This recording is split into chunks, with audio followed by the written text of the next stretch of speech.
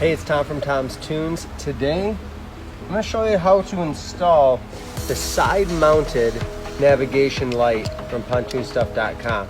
So it's an LED, it's going to last forever, burn very little battery, super sharp look. What we're doing is putting it on one of the new railings from Deckmate. This is a 30-inch radius, so a little wider radius. These work great on a 28-inch radius, which is that tighter corner. But when we're making the boat look a little more modern, let's go ahead and put the side-mounted lights on, bring everything up to speed, more modern look.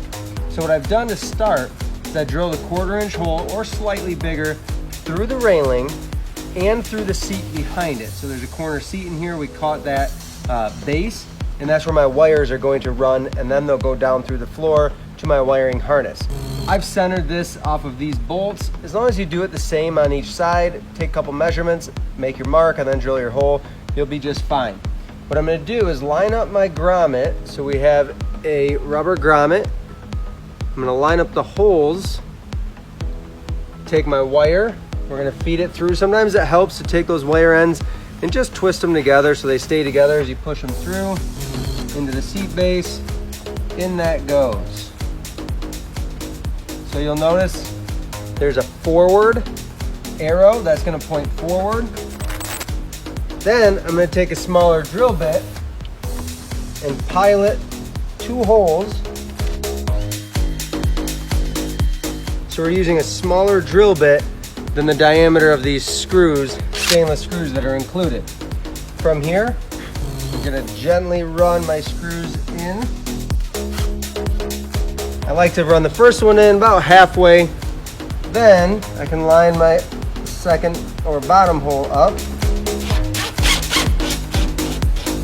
And because it's a thin metal and going into plastic on the backside into that seat base, I like to finish it by hand tightening rather than running a drill or impact.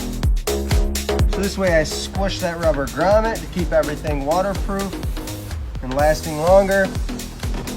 Then I take the cover, so a nice stainless cap, I'm going to put it on the front first and then push it down into place. It kind of pops into place there.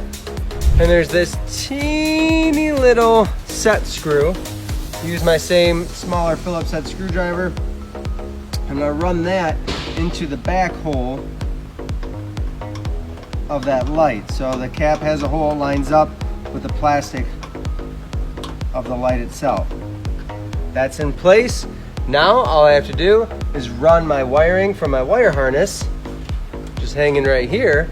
My green and gray with a ground will be my navigation lights on both sides. I repeat the same process on the other side, wire it up, and we're good to go. Sharp look, pretty quick and easy.